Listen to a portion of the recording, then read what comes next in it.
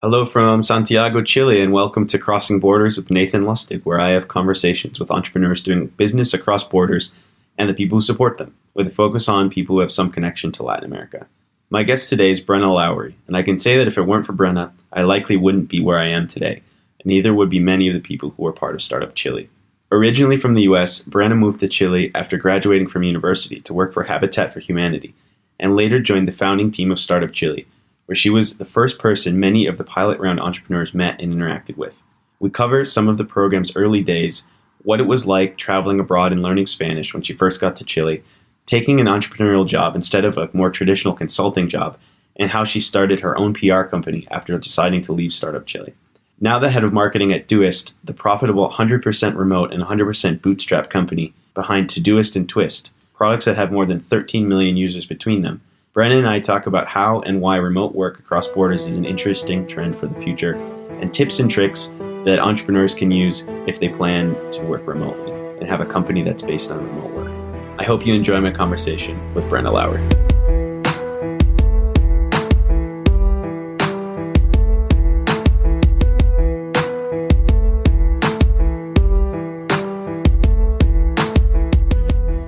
Hey Brenna, welcome and thanks for doing the podcast. Yeah, thanks for having me. I'm excited. Yeah, this is going to be great. So where are you in the world today? I'm actually in the sort of greater Seattle area. I moved here about a little over 2 years ago after living in Santiago, Chile for 7 years. And it's been great. I moved here because my husband, who is from Chile, his job transferred him up here, and I work remotely for a company called Doist. So it's nice to be able to just kind of sit down and plug your computer into a different outlet, and you can still get up and running anytime. So what does Doist do, and what do you do at Doist? So I'm the head of marketing at Doist, and Doist as a company, it's a completely remote, independent, and bootstrapped software development company.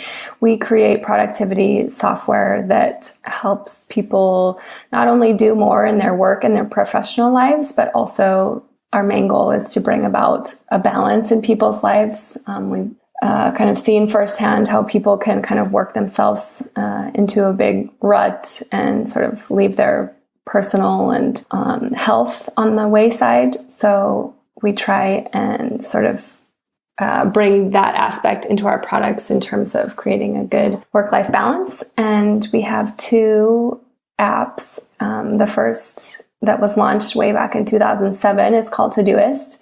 It's a to-do list productivity app, and it's used by over 13 million people around the world. And we're a team of about 50 people in 20 different countries. And then we recently launched a new software called Twist, which is a asynchronous communication, team communication app. We launched that back in June, and we have about 50,000 users using the app now. So things are going great, and it's been a fantastic journey. I've been with Doist since I lived in Chile. I think I started working with them back in 2012. That's really cool that you were able to move from Chile to Seattle area and not really have much of a change in the work process.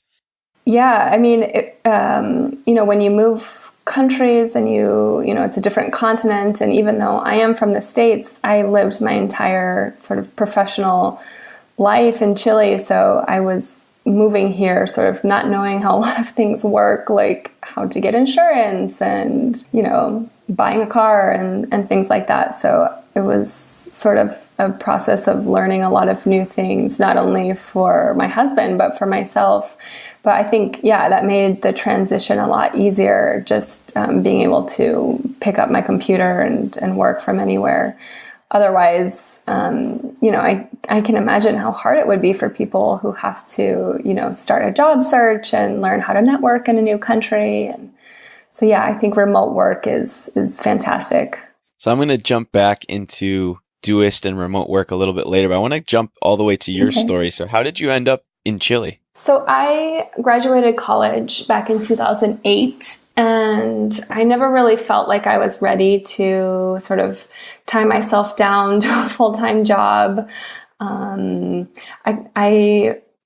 studied at a Jesuit university, and sort of part of the educational curriculum there was a big emphasis on giving back to the community. And so I was really interested in sort of looking for volunteer opportunities after college before settling down into a more permanent position.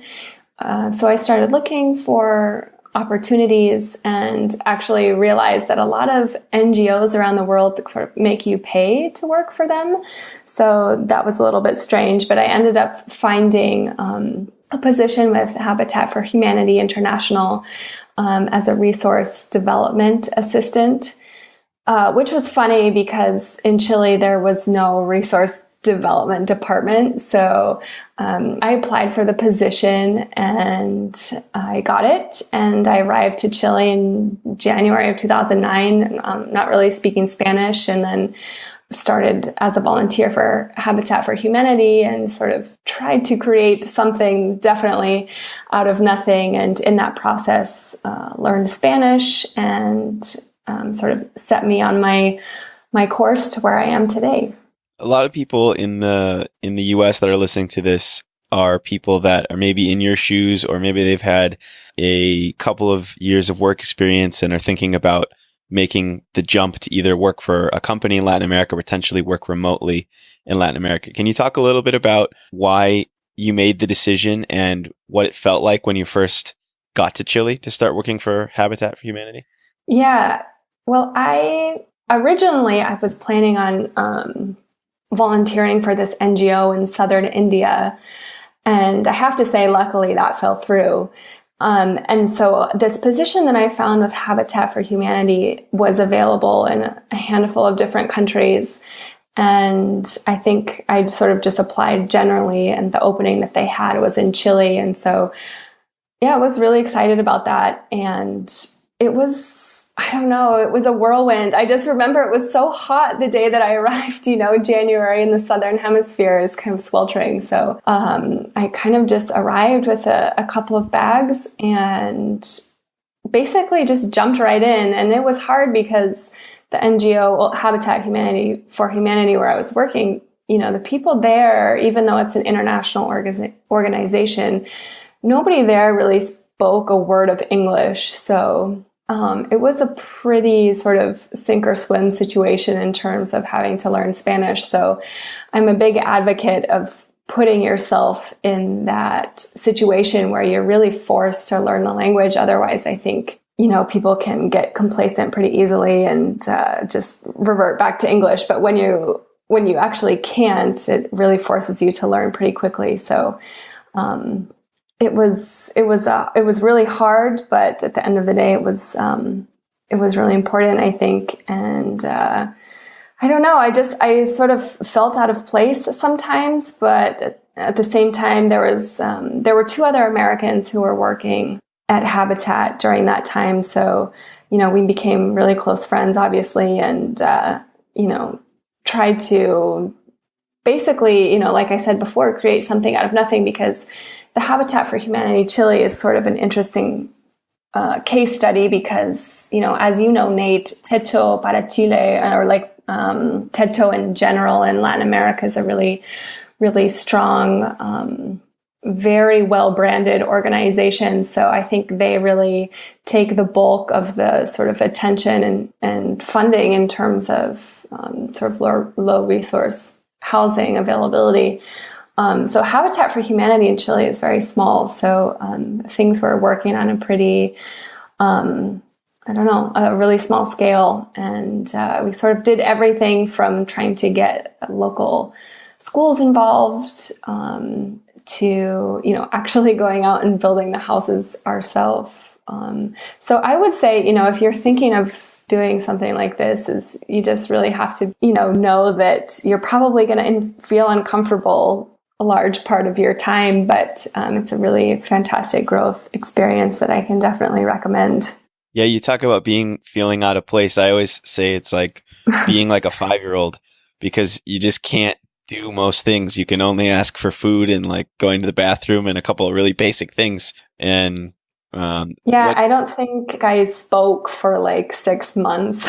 I just, well, especially for Chile, you know, they have a really different sort of dialect and slang and everything. So I kind of dedicated my time at Habitat for Humanity to just listening to how people talk and writing things down. And, you know, every morning while I had breakfast, I would sit down and I had this little Spanish grammar book that I got at like a Goodwill or something, and just study a little bit. And that seemed to kind of do the trick. But yeah, learning the local jargon is a whole beast in itself for sure. Well, and do you have any other tips or strategies that you used? Because when I met you back in, would have been November 2010, so only about a year and a half later, you're already speaking like perfect Spanish. So what happened in those intervening, I guess, year and a half, or even I guess year since when you said you kind of didn't speak for the first 6 months? How did you do it? Well, like I said, I think being in a situation where I had to learn Spanish one way or another to communicate with the people with whom I was working, you know, these people, you know, didn't speak any English at all. So I had no way to communicate with them, which for me, I studied communication in college. It was my major, and that was really hard for me. It's really hard to kind of feel trapped in your own body and like really want to sort of have a dialogue with somebody else, but you just literally can't. And maybe you can follow the conversation and understand what people are saying, but you know, once you formulate the 5-word sentence that you're able to say, you know, the conversation has already whizzed by. So I think my best piece of advice is just sort of positioning yourself in an environment where you're literally forced to learn, because otherwise you'll just automatically fall back on the English crutch. And then obviously like taking the time to learn the grammar is helpful, especially in with Spanish. You know, there's so many different conjugations of the verbs and masculine and feminine. So, you know, dedicating some sort of school like time to learning those things really goes a long way. And then just going out and using it. You know, I think a lot of people get shy when they have to speak a Spanish language or a foreign language, and that's understandable. But, you know, if you don't put yourself out there, then you can't really improve, I guess. Yeah, I think that's exactly right on the putting yourself out there. The people that I've seen since my time in Chile learning Spanish, by far the best people are the ones that have absolutely no shame. They don't care about looking dumb. They don't care about saying something wrong or getting laughed at. And they get laughed at a lot for the first 3 or 4 months, but by like month 6, they're pretty good already. Yeah, and that's hard. I mean, you really have to overcome that. And I had, some issues with that where I would get my feelings hurt, you know, if somebody say like make fun of me and like make fun of a mistake I made or something. And I tried really hard not to be sensitive to that, even though, you know, I was. But at the end of the day, you know, you have to think, okay, well, you know, I'm learning this entire new language, and you know, if this person was forced to speak in an English conversation, then, you know, they would probably not be so rude, I guess. But yeah, that can be hard when people sort of throw it back in your face. So you have to have a thick skin for sure. Yeah, it's. I mean, this is one of my pet peeve overused kind of phrases, but it is actually humbling to learn another language and be forced to, you know, you get made fun of, you don't know how to do things, you say things wrong, but it's really good, I think, to even just when you go back to your home country to understand how, you know, it's not as easy for everyone else as it might have been for you based on what you had learned as a kid. Yeah, for sure. So jumping forward to Startup Chile. So you're one of the main reasons why I'm still in Chile, I would say, because you were the first person that my business partner, Jesse, and I talked to when we were thinking of applying. Yeah. And also, I think you were part of our interview, and you were the first person to meet us off the plane and made sure we had a good experience. So can you talk full about service back then? Yeah. Can you talk a little bit about how you got involved in Startup Chile in the first place and what it was like when you were just a small team and getting it off the ground? That it really feels like light years ago when you kind of go back and talk about that. But it's just boggles my mind that this whole thing happened. It's kind of like a dream. So I was working in Chile at the time, and I was very bored in my position. I kind of just got this job that I was working at because I needed a job. It didn't have anything to do with what I studied, and I wasn't being challenged mentally. And so I was just like sort of wasting away in this chair. And it was terrible. I think being bored in your work is sort of a form of torture. So I, was having dinner with a really close friend of mine who was living in Chile. She was from the UK, and I sort of casually mentioned to her that I was, looking for something else. I was bored and needed a challenge. So she mentioned that her friend Diego was, looking for somebody.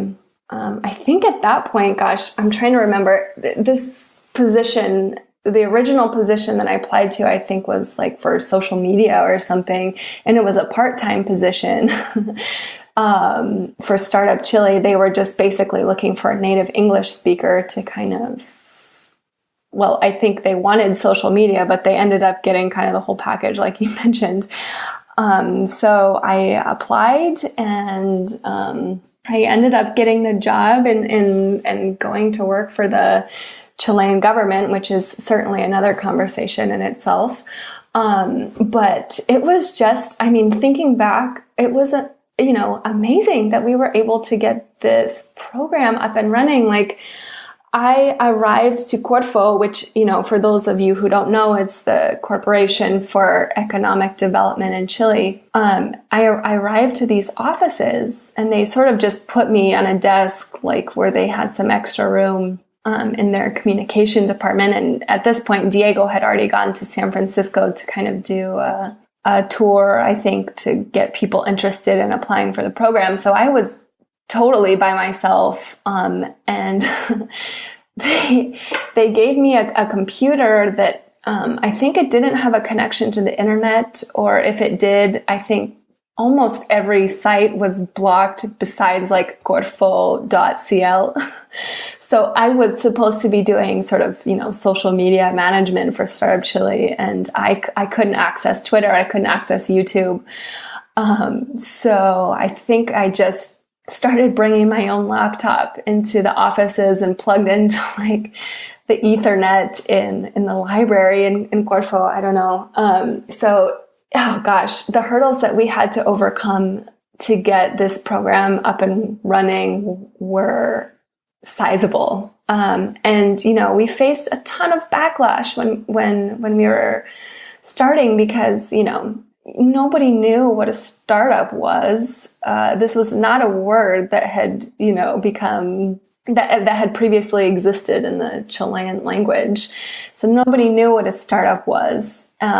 People were sort of, and by sort of, that's probably an understatement, put off by the fact that we were doing everything in English, that we, at that point in the pilot program, only foreigners were allowed to apply and be accepted. So this really pissed a lot of people off, to be frank. And so we faced a lot of backlash and a lot of unnecessary red tape and hoops to jump through. But we were persistent, and, we grew our team with people who had a really strong get things done, get shit done, and don't mess around mentality. The program ended up becoming a success. But in that pilot phase, like you mentioned, sort of, I was hired to do, I'm doing air quotes, social media, but I did everything from like the interview process, like you said, I did the first, I think, round of interviews after we had done a sort of a filter of the applicants. So I did the interviews, sat in the big fancy boardroom meetings with, the head of Corfo and all these people who were sort of making decisions on who could be accepted into the program, taking part in that, and just learning a lot about startups. I didn't come from the startup world. I didn't come from the tech world. So I was learning a lot during this time, and I was kind of going back to my experience at Habitat for Humanity. You just kind of throw yourself in this situation and it's sink or swim. So you just learn how to swim. And so I dedicated a lot of my time to learning about startups and technology and what was going on in Chile at the time. And, we just made it happen with, it was me and the two Diegos and Jan and Andrea as our designer. And we just got it done. I don't really know how. Yeah, I mean, it's mind-blowing if you think about it. It is mind-blowing especially if you understand Latin America and how Chile and government works. I mean, you really threw yourself into the deep, deep water working in a second language with the government on a new program in a new industry. What do you think about you makes you the kind of person that bites off a challenge like that rather than saying, you know what, they hired me to be a social media person. I'm going to be social media. Kind of to give a little bit of more background on that. So when I was in this job that I hated before, that I was really bored at, I also applied at Deloitte. And mind you, I have no financial / accounting / numerical background. Like I mentioned before, I studied communications and I have 2 minors in business and advertising. So I applied for this job at Deloitte, and I don't even remember what it was. I think it was something that had to do with taxes, which is probably the most idiotic thing, if you know me, the profession that I could go into.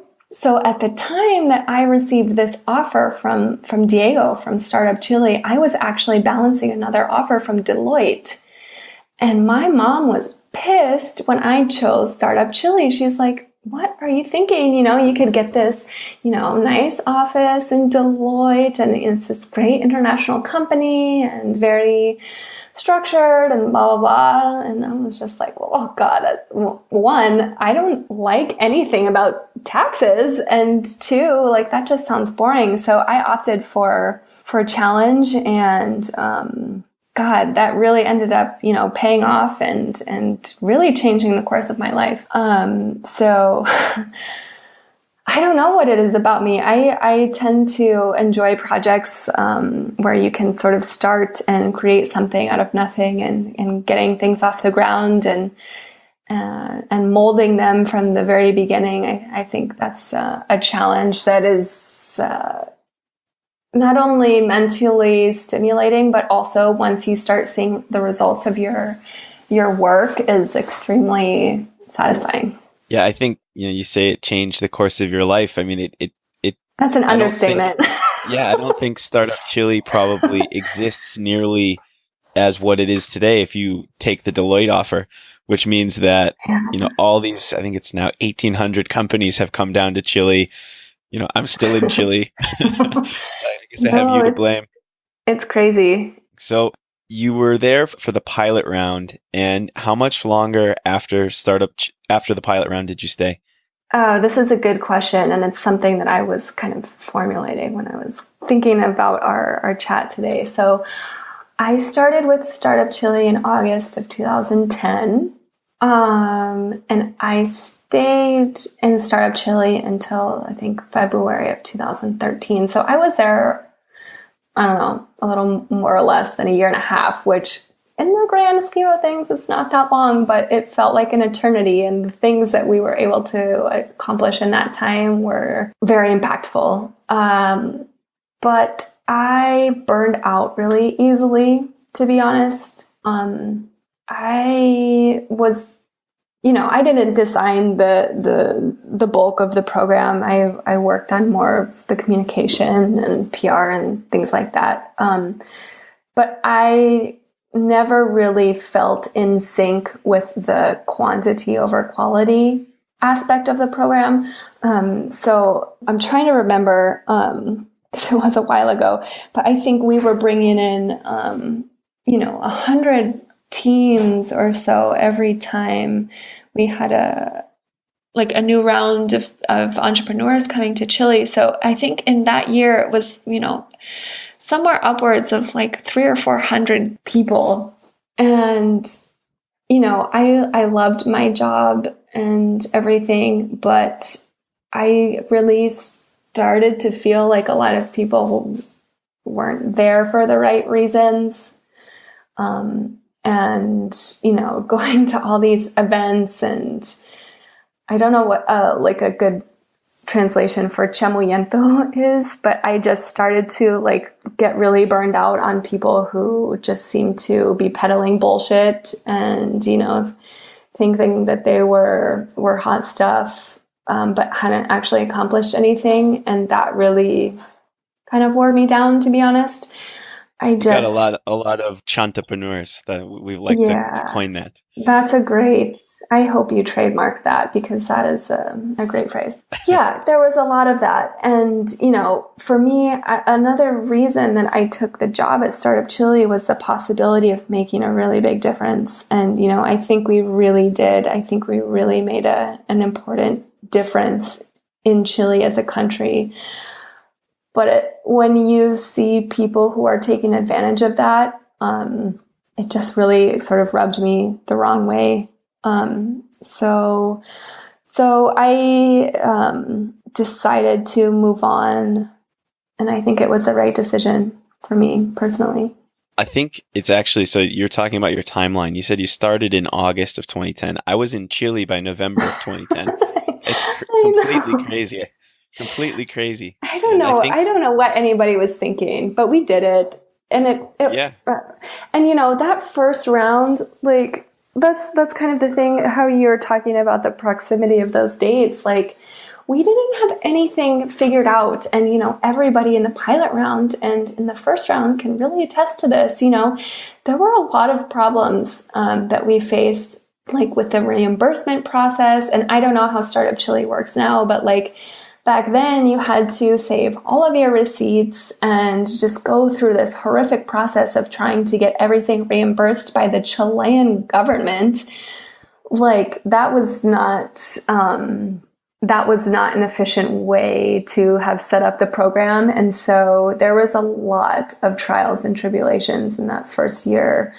And a lot of people sort of suffered alongside of us trying to, change a government institution that was very set in its ways. And, that was really hard. It's actually shocking how much it's gotten better. I mean, it's so much better now. But even thinking about changing a government like you're talking about, it's amazing that it's changed that much in, I guess, about to be 7 years from the time. I still will always remember Tiago from Jump Seller in our round with a whole desk drawer full of receipts, and then the two of us having to glue stick a certain amount of receipts on a certain type of paper in that first reimbursement process. It was crazy, but you guys made it happen.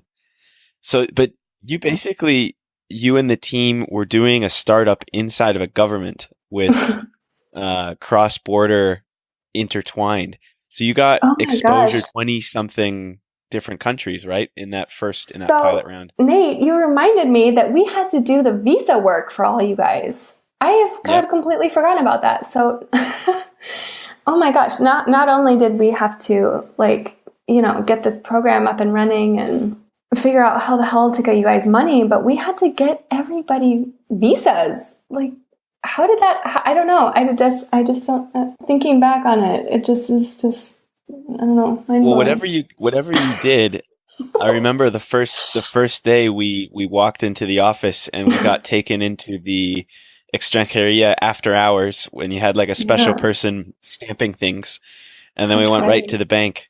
And if you compare that to even today for people that come to work for our companies, it's still the process is way better than it was before. But it's 15 days plus another couple of months waiting on, you can work and have all your stuff, but before you get your final documents, we had everything within that first day was done. And then I think we got like our physical ID cards maybe like 3 weeks later. It was pretty amazing. It's mind blowing. I don't know how we did that. So you went from basically doing an internal government crazy cross-border startup that is now Startup Chile that has scaled and impacted the entire world. What made you decide to go into continue in kind of the startup industry rather than going and saying, you know what, yeah, I want another kind of go back to a normal job? I think, well, yeah, after Startup Chile, you can't go back to a normal job. That was such a unique and transformative experience that how do you top that? You know, how do you go from every day, which is, you know, a mix of, you know, impacting the country itself to impacting the lives of the entrepreneurs, helping people grow their business, helping change these monolithic, you know, ways people were working. You can't really go back to the status quo after that. So I decided to stay in the tech industry, and I ended up sort of starting my own tech PR company, basically from all of the contacts that I had made during my time in Startup Chile. And there was a real void of tech PR in Chile. I don't think anybody else was doing, you know, such specific thing at that time. So I definitely saw a need for that. And it was really exciting because I also had the chance to, you know, continue working with some really compelling companies, some not so much. But I was able to sort of pick and choose. I got to the point where I could pick and choose with whom to work. So for me, that was very gratifying. Working on projects that, you know, I felt could be successful and make a larger impact. So yeah, and that's actually, I don't know if we're ready to segue into this, but that's actually how I ended up working with Doist, because Amir was part of I think it was the first round of participants in Startup Chile, and then he approached me once I had my tech PR company to start collaborating together. Yeah, and so you also did the Magma Partners launch, and helped us out with that. What other companies, if any, that were interesting and sort of successful, that you thought you think were interesting to work with? Well, I knew you were going to ask me this, so luckily I have my list here in front of me. But one thing I feel really fortunate, one campaign I feel fortunate to have worked on was we helped launch Evernote in Latin America. So that was super exciting to see this sort of, you know, really, really well-known startup sort of trying to dig some roots down in Latin America. And I got to collaborate with a lot of interesting people in Colombia and Mexico and Argentina.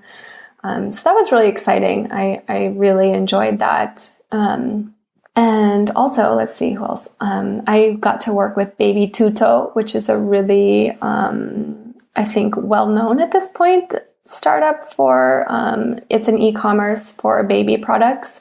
I just saw that they celebrated their 4-year anniversary. So that was pretty cool. I also did, along with Magma Partners, I worked with a few other sort of emerging VC funds.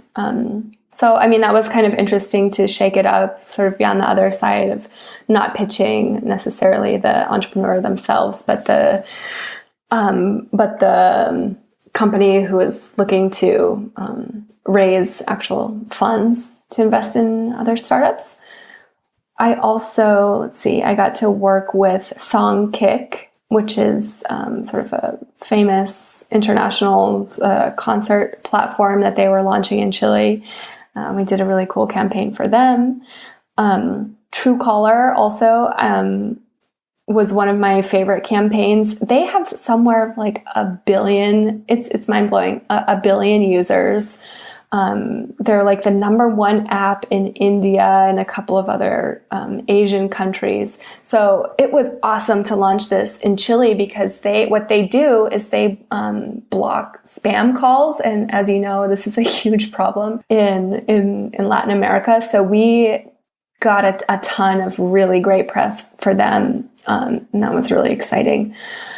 What would you say for the companies that did well and you helping them out, what were the keys to success more kind of generally for doing a good PR startup campaign? That's a good question because I think it has a lot of different levels. For example, it sort of depends on what kind of company the company was. So, for example, I worked with this sounds super boring, but I love the team so much. It's this startup called Dental Link. Yeah, they're awesome. Yeah, they're amazing. I love those guys. So you would think, that it's a software for dentists, for dental office. It's not sexy or anything, but we were able to do some creative PR for them. And I think that is a big aspect of it is knowing how to sort of position these companies in the different kinds of media outlets that you're pitching. I remember we got them in a few Diario Financiero articles, and just being creative, I guess. Let's see, what else?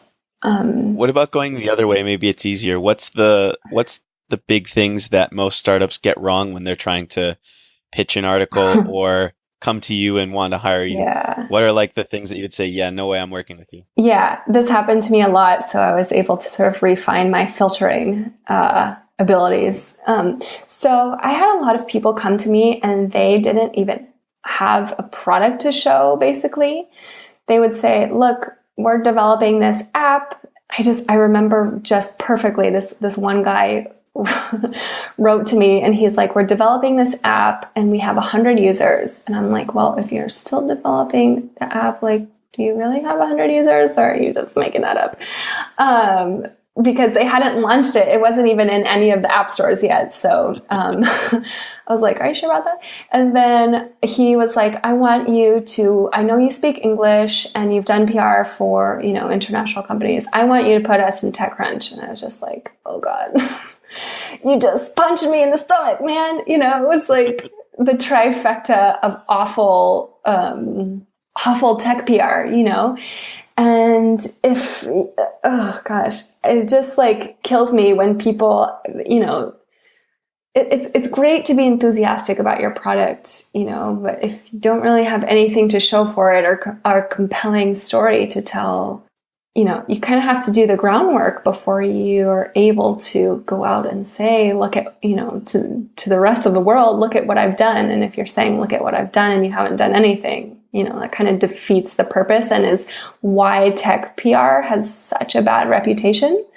these days. Yeah, I think you said something along the lines of basically if you need something to be interesting and like with a real story there rather than just like, hey, we launched the product. Like that's not interesting. Nobody cares about that. Yeah, Sorry. No one cares.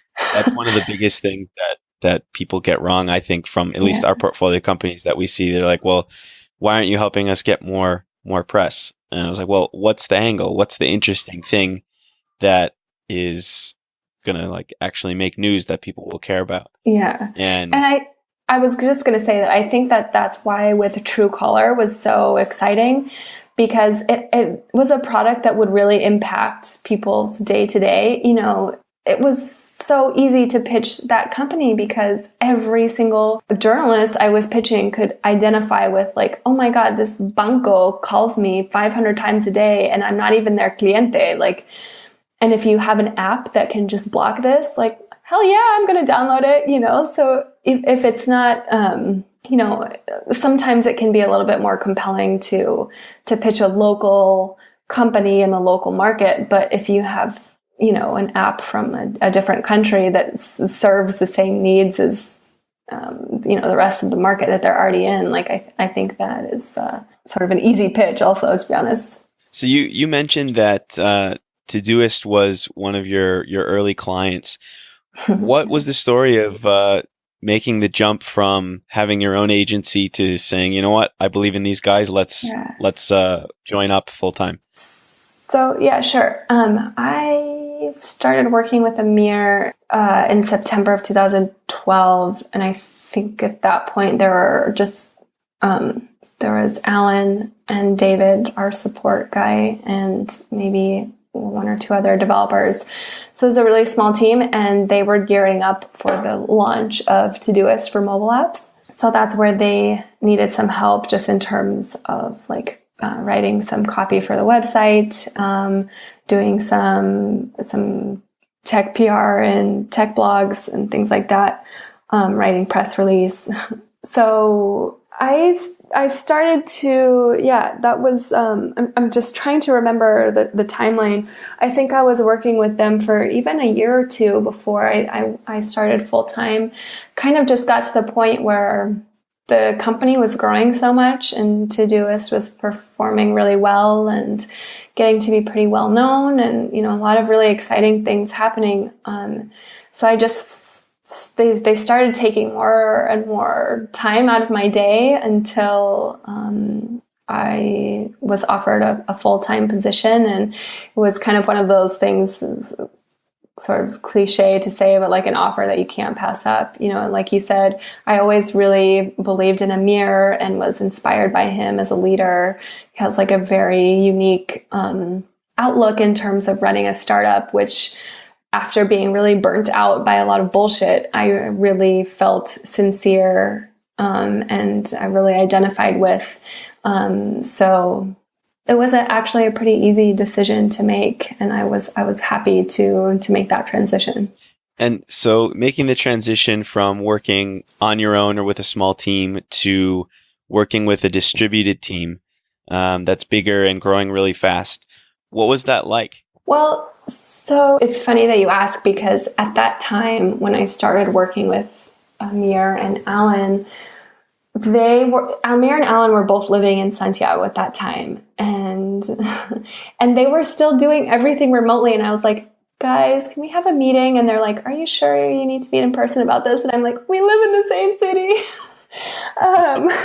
So, I mean, seriously, from day one, even living in the same city, I think we had one meeting together.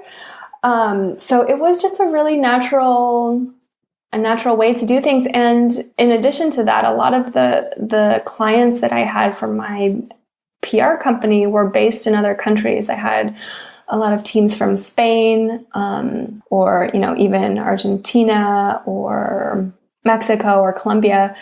So I was really already used to working from my home office and working remotely. So it wasn't a really drastic change for me. It had been a long time since I was in an office environment. So it was a pretty natural transition, I would say. But, you know, even though Todoist, you know, and this is another sort of business principle that I think, that I really appreciate Amir's vision on is, like you said, Todoist was doing really well and growing, and the team was growing, but not at like a typical sort of quote unquote startup pace. You know, we're still only around 50 people today, and, you know, a lot of companies who have the same growth that we've experienced, you know, have at least double, triple, even quadruple size teams.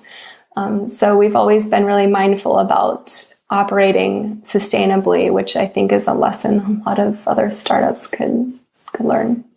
Definitely. I mean, it's really interesting to contrast Doist being bootstrapped, growing employees as needed, and putting out great product compared to other companies, even in the same industry, that raised huge amounts of venture capital and probably, I mean, I don't know this for sure, but probably never made a profit. Yeah, it's crazy. For example, I mean, we obviously have a lot of competitors, but, you know, at the same time, they're kind of, a lot of them are either dying out or getting bought out. But for example, Asana it's really funny. They're a really well-known project management software, and it's a good product, and a lot of people use it, and it was created by the founders of Facebook.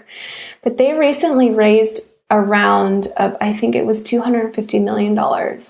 And I remember perfectly from the press that was announcing this funding round, like it kept saying this, Asana is still not profitable. Like what, how, it boggles my mind. How is that possible? And then, down the line in this article saying, oh, well, they have their catered lunches every day and blah, blah, and they, whatever startup thing, like they do their employees' laundries and all this stuff. Well, okay, then the picture starts to be a little bit clearer.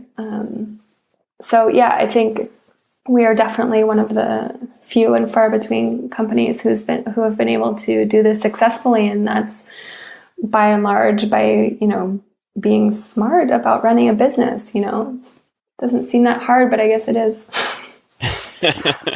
No, I say the same thing, that it shouldn't be that hard to run a business with business principles. But I guess the startup world just tends to warp people's minds. I don't know. They see these, unicorns that they put on a pedestal, and they want to be that, and they want to give their team members the same perks, and unfortunately, it's not really the way a business works. Yeah, there was a TechCrunch article, I think about a year ago, that unironically said it's okay to sell your company for $100 million. And I was like, really? Like that's something that we need to be writing today? Like I was looking at the stats, and I think there's only a couple dozen companies per year that get that valuation. Yeah. And it's now like, don't worry, you didn't make it to be a unicorn. Like it's okay to sell for, it's the ridiculous. Pinnacle of success. It's crazy. And I think a lot of startups measure their success by the outside interests in terms of acquisition offers. Along the way, we've obviously received our fair share of acquisition offers ourselves. But, if you get acquired, bye-bye, baby, bye-bye your business. Like, you lose complete control and, product. Tell me of like one time when there's been a successful, merger or acquisition, and the company being acquired hasn't been completely enveloped by the purchaser. It's what we've seen in one of our biggest competitors, another to-do list app called Wunderlist, was acquired by Microsoft in 2015 for, reported between $100 and $200 million. And they're on the verge of just being sort of folded into Outlook. And, Microsoft took that and is launching their own to-do app that is, might I add, a carbon copy of Todoist, but that's for a different conversation. So it's kind of sad to see this happen. I don't think it's a measure of success. A measure of success is, Todoist has been around for 10 years, and we're profitable, and we're creating new products, and we have a sustainable business. Those are the success stories that people should be celebrating. Yeah, it's true. There's very, very few mentions of companies that do really, really well that don't raise a big round or don't get acquired because for whatever reason, tech press is focused very much on those two plus scandals. So there's really not much coverage of the big successes that are bootstrapped. Yeah. And, I'm okay with that, to fly under the radar. And, we get a good amount of press organically for both Todoist and Twist.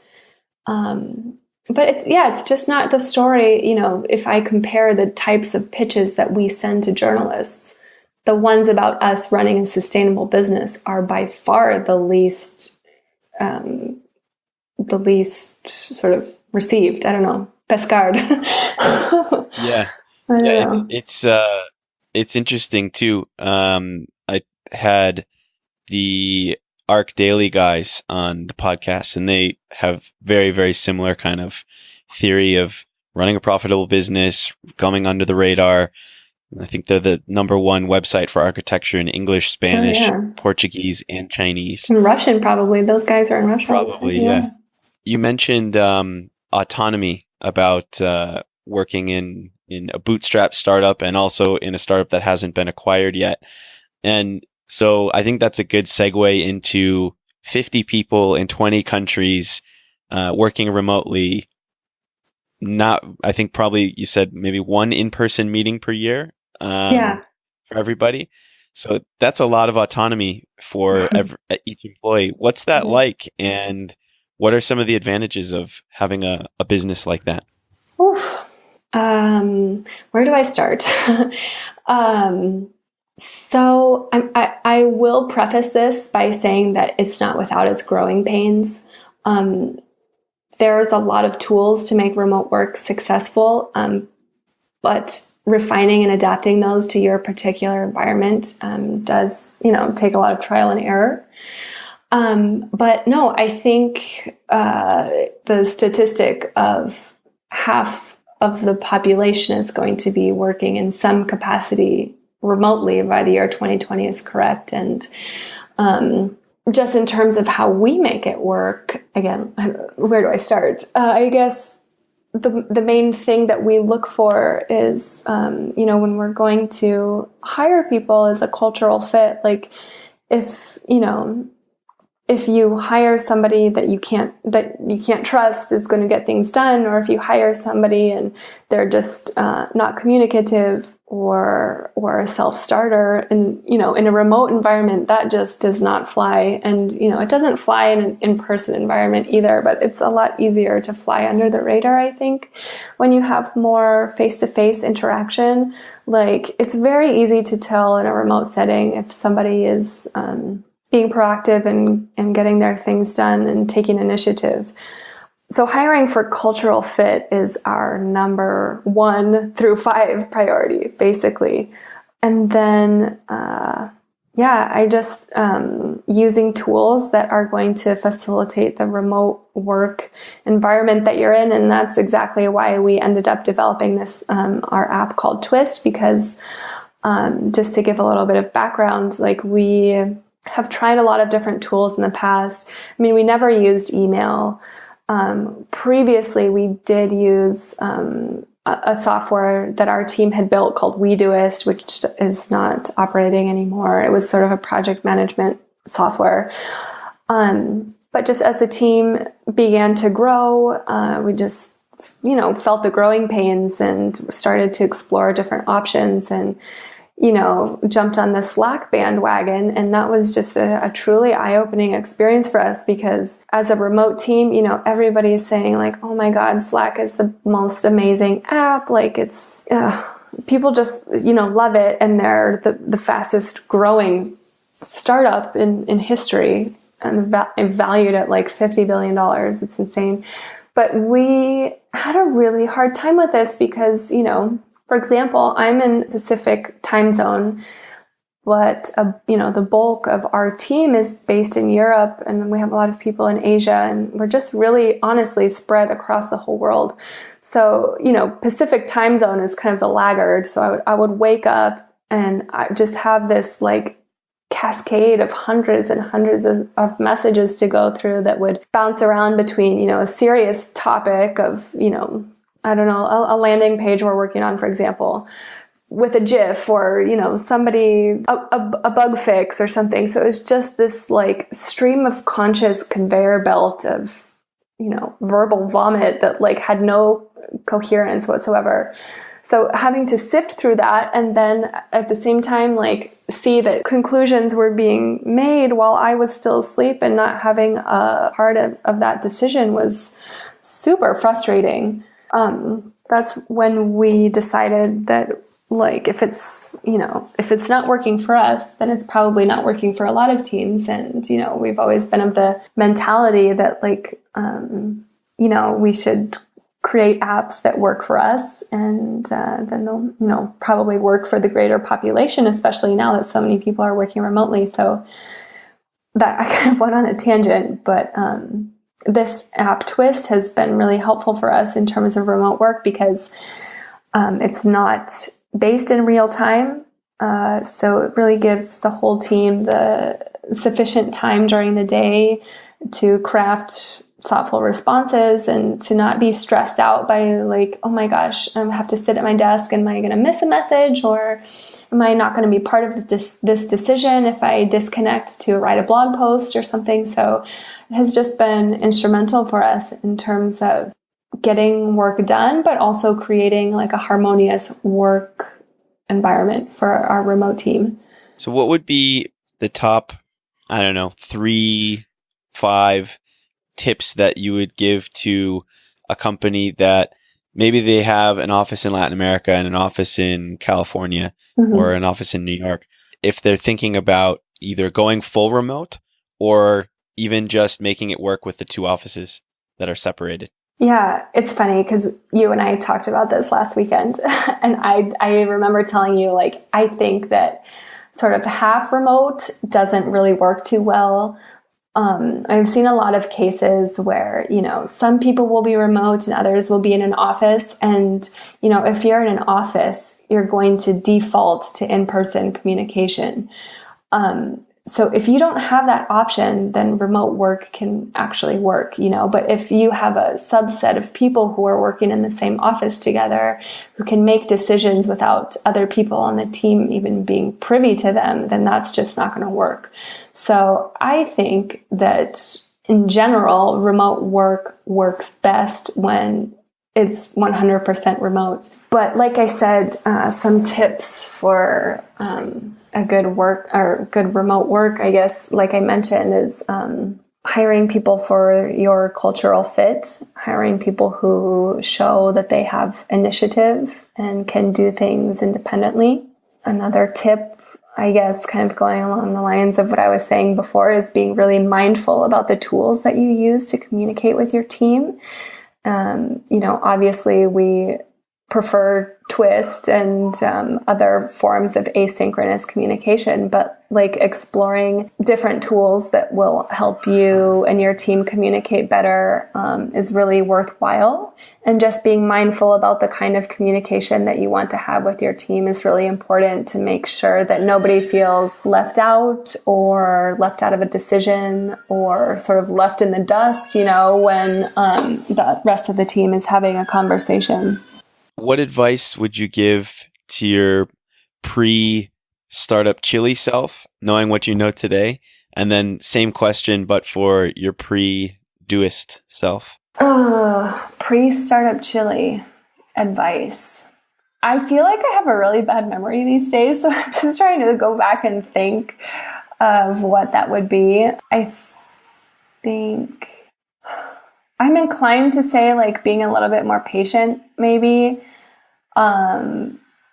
even though that job required a high amount of patience in itself, of just being like dealing with the government. But I found that it was pretty easy to get kind of frustrated and just kind of annoyed by a lot of situations that probably weren't important. And how about for when you started with Doist? What advice would you give to yourself knowing what you know today? I actually think about this a lot now that you mention it, because when we sort of started marketing to Doist, I don't know if you've read this book called Crossing the Chasm, about startups that go from early adopters to like a larger majority of the population. We were marketing to Doist for the users that we had, but I think we could have done a little bit better in terms of like anticipating the growth that we were about to experience and modifying our marketing accordingly, if that makes any sense. Yeah, but at the same time, Doist, like I think part of its growth is because that it started out as a very niche, very like tech product, because that was at the point where a lot of people still don't use digital productivity tools, which just blows my mind. But, these people who are software engineers or working in startups or maybe interested in ed tech, like tech tools for educators. These people were early adopters of Todoist and then helped the app grow by like a really positive word of mouth. So at the end of the day, I think that timeline sort of worked itself out, but I think I could have been a little bit more forward thinking anyway. So you mentioned Crossing the Chasm. Are there any other books, blogs, podcasts, documentaries, anything that you would recommend someone read either about starting a startup or just working remotely? Yeah. One of the best books that I've read recently is also Radical Candor, which for me, as I've become like transitioned into more of a managerial role and having a team that I work with and that I'm responsible for, this book has been really helpful for me just in terms of leadership and being more effective and giving feedback and communicating with my team members. So that's one of my favorite books. Besides that, another book that I really like to recommend is called Start With Why, which I think is pretty popular these days. But it's about sort of positioning your marketing in terms of your company values and, what your mission is, and kind of going out from there, being less feature focused and more values focused, which is like we're still trying to transition our marketing to that today. And I think, we're about to release some new websites, landing pages for Todoist, which I'm really proud of, which kind of go along these lines. In addition to that, if you're interested in remote work, I know this sounds bad, but I obviously can recommend the Doist blog.doist.com. We write a lot about how we make remote work, the different things that we've tried, and just in terms of how we run sort of a values-based company and a sustainable company. Buffer obviously is another really good example of this. They're kind of on the same wavelength as us, that they are really sort of gung-ho about running a sustainable business these days after being in the red for a while. And they're also a remote company, and they're always putting out a lot of great content on their blog as well. I'm not doing as much reading as I used to do these days after having a baby, but it's understandable. Yeah. So what's next for you and Doist besides the new landing pages? Yeah, so it's a super exciting time for us. This is probably going to be a kind of long-winded answer, but I think it's interesting anyway. So like I mentioned before, we launched Twist in June of this year. And this is a product that we had been working on for, 3 years or something. So it's really different in that we started it like absolutely from zero, whereas Todoist kind of came in and there was already a bit of a foundation there existing already. But with Twist, we kind of took everything that we had learned from Todoist and applied that to everything. I mean, to the way we design the product, to the way we market it, the kind of language that we use. Every single aspect has not been left behind.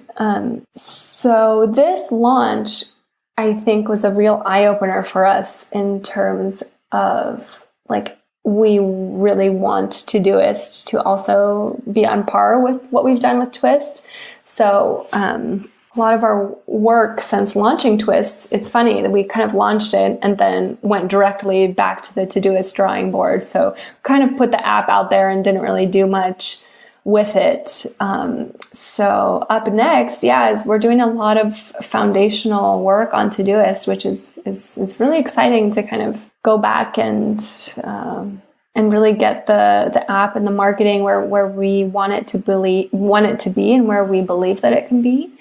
And then I guess once we sort of get that foundation set, we'll sort of turn our attention back to Doist and actually start marketing it, because we sort of put it out there and took it out of beta phase, but haven't really done much marketing of it since. So there's a lot of really exciting things going on for us. And also, like, from a marketing perspective, it's really interesting because not only do we have these two products, but, we're also working on the branding of Doist as a company, as a remote, independent, and sustainable business. So there's a lot of work to do, but it's great. It's awesome.